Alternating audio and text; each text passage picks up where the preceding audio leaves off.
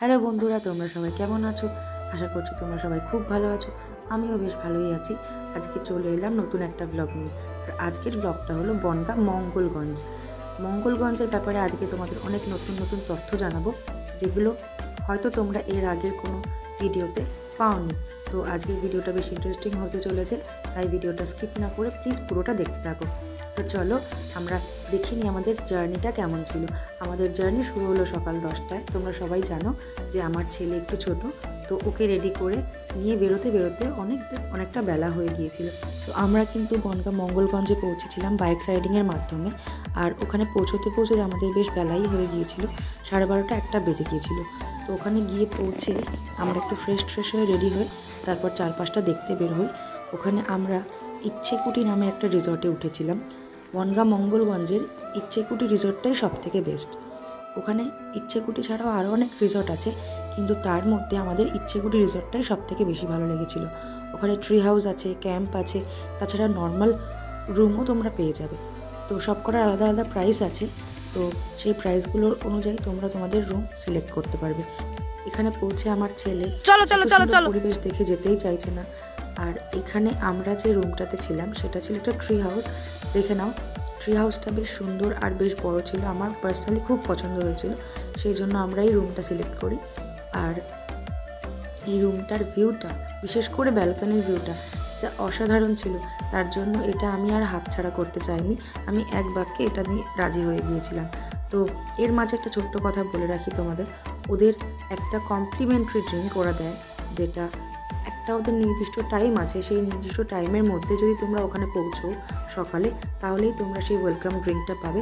তাছাড়া কিন্তু সেই ওয়েলকাম ড্রিঙ্কটা তোমরা পাবে না। তো যাই হোক, আমাদের রুমটা দেখো, সমস্ত প্রয়োজনীয় জিনিস যেগুলো তোমাদের দরকার সেগুলোর কথা মাথায় রেখেই কিন্তু ওরা এই রুমটা বানিয়েছে। আর রুমটা বেশ বড়। আর রুমের ব্যালকনির জাস্ট ভিউটা দেখো, মানে এটা দেখেই আমার সারাটা দিন কেটে যেত। অসাধারণ। এখানে একটা ছোট বেসিনও আছে। আর এই রুমটার প্যাকেজ ছিল 1800 টাকা। খাবার দাবার সমস্ত সব কিছু নিয়ে কিন্তু এই প্যাকেজটা ওরা করেছে। আর তারপর আমরা খাবার দাবার খেয়ে তারপর একটু বোটিংয়ের জন্য বের হই। বোটিংয়ে করে প্রথমে আমরা নদীর ওই পারে একটা যে জঙ্গল আছে বিভূতিভূষণ অভয়ারণ্য, সেখানে যাবো ভেবেছিলাম, কিন্তু বেলা হয়ে যাওয়ার আমরা জঙ্গলে যাওয়ার প্ল্যানটা ক্যান্সেল করি। শুধুমাত্র বোটিং করে ঘোরার প্ল্যানটাই আমরা রেখেছিলাম।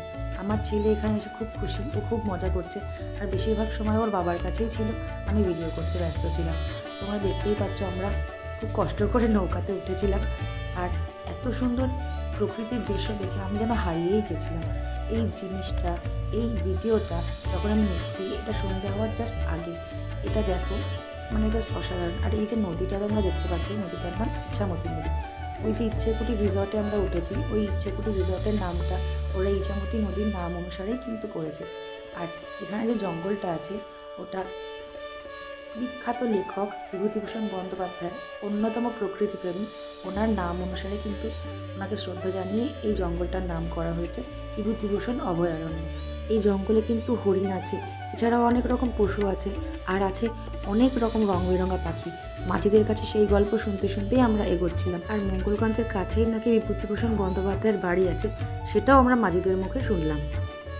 বোটিং সেরে আমরা রিসর্টে ফিরি। আর রিসর্টে ওরা আমাদের জন্য স্ন্যাক্সের ব্যবস্থা করে রেখেছিল।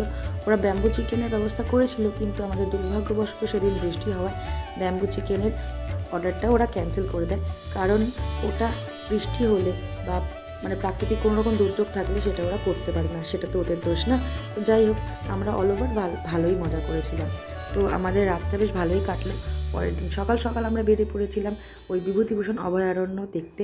দেখো, বিভূতিভূষণ অভয়ারণ্য যাওয়ার আগেই আমাদের ইচ্ছেকুটি রিসর্ট থেকে ইচ্ছামতি নদী পর্যন্ত যাওয়ার যে রাস্তাটা, সেটাই এত সুন্দর ছিল যে আমার কাছে এটা জঙ্গল, মানে কোনো জঙ্গলে যাওয়ার আর দরকার ছিল না, মনে হচ্ছিল আমি এখানেই বসে থাকি। কিন্তু জঙ্গলটাও বেশ সুন্দর, সেটা ওই মাঝিদের মুখেই শুনেছিলাম, তাই জন্য আমরা যাওয়ার প্ল্যানটা করেছিলাম। সেটাও তোমরা দেখতে পাবে। আর আমার ছেলে এখানে দেখো, আমি ভাবতে পারিনি সত্যিও এত মজা পাবে এখানে এসে। আর ওর বাবাকেও ছাড়ছিলই না। আমি এখানে ভিডিও করতে ব্যস্ত ছিলাম, আর ওর বাবা ছেলেকে সামলাচ্ছিল। আমি এখানে এসে যেন প্রকৃতির মাঝে হারিয়েই গেছিলাম। আর বিভূতিভূষণ বন্দ্যোপাধ্যায় আমার প্রিয় লেখক, সেই জন্য আমি আরও ইন্সপায়ার হচ্ছিলাম এখানে এসে। আর যেহেতু ওনার বাড়ি আছে এখানে, তো সেই বাড়ি তারপর ওনার প্রকৃতি প্রেম, ওনার সৃষ্টি এইসবের শ্রদ্ধা জানিয়ে ওনারা এই জায়গাটাকে ওনার জন্য উৎসর্গ করেছেন, এই জঙ্গলের নাম দিয়েছেন বিভূতিভূষণ অভয়ারণ্য। তো সেটা ভেবেই আমার অন্যরকম মানে একটা অদ্ভুত অনুভূতি হচ্ছিল। আমরা ফাইনালি পৌঁছে গেলাম বিভূতিভূষণ অভয়ারণ্যে। দেখো পুটুসের বাবার কাঁধে চেপে চলেছে। ও এখানে এসেও বেশ মজা করছিল, চুপচাপ সব দেখছিল। গাছ ধরো বাবা।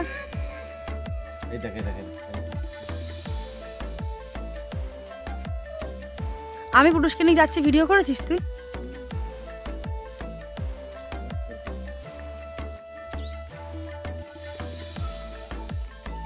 পুটুস কি মজা পাচ্ছে ভাই, নড়ছে না চড়ছে না। এই জায়গার জঙ্গলটা এত ঘন, এখানে আলো ঢোকে না ভাব। তাহলে অ্যামাজন ফরেস্টের কথা ভাবো, ওখানে তো দিনের বেলা অন্ধকার। হ্যাঁ, এখানে বিভূতিভূষণ বন্দ্যোপাধ্যায় বিখ্যাত মানে প্রকৃতি প্রেমী, বুঝলি? তুই জানিস না ওর চাঁদের পাহাড় লিখেছে? চাঁদের পাহাড় লিখেছে উনি। এখানে থাকতো না, এটা ওর হোম টাউন, মানে এখানে ওর বাড়ি আছে, বিভূতিভূষণ বন্দ্যোপাধ্যায়ের বাড়ি, বুঝলি তো?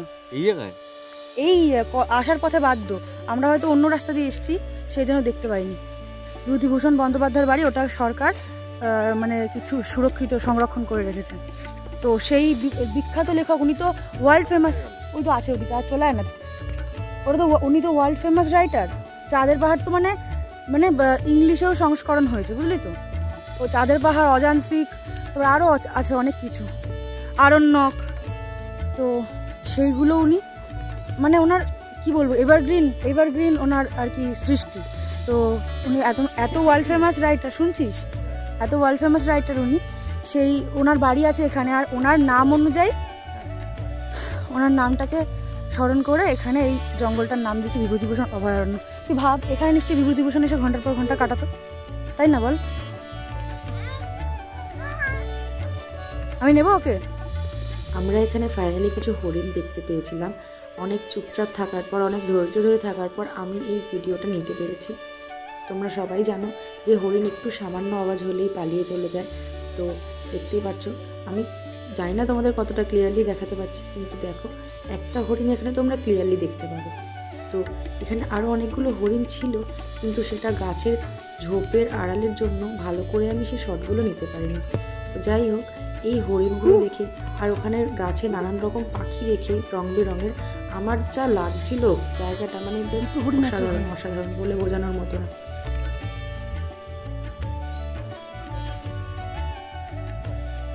এই ওখানে অনেকগুলো হরিণ আছে বা এখান থেকে দেখা যাচ্ছে স্পষ্ট ক্লিয়ার। আমরা আমাদের অ্যাডভেঞ্চার সেরে রিসর্টে ফিরলাম। আমরা কিন্তু ওই ট্রি হাউসটাতে ছিলাম। তো যাই হোক, এবার আমাদের লাঞ্চ করে বেরোতে হবে। আমরা গতদিন দুপুরবেলা এসেছিলাম, আর আজকে বিকাল নাগাদ আমরা এখান থেকে বেরোবো, সেরকম প্ল্যানিং করেই এসেছিলাম। যাওয়ার পথে আমরা ঠিক করলাম এখানের আরও একটা বিখ্যাত ঐতিহাসিক জায়গা নীলকুঠিটাও আমরা যাওয়ার আগে দেখে যাব। তো সেটা আমাদের যাওয়ার পথেই বাঁধবে।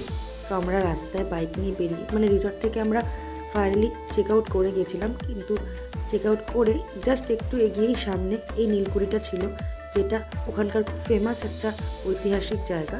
তো সেখানে আমরা কিছুক্ষণ দাঁড়ালাম, দাঁড়িয়ে একটু ফটো সেশন করে ভিডিও টিডিও করে তারপর আমরা সামনের দিকে আমাদের বাড়ির উদ্দেশ্যে রওনা দেবো, সেরকম ঠিক করেছিলাম। সেই অনুযায়ী কাজ হলো। নীলকুঠিটা আমার অল ওভার খুব ভালোই লেগেছে।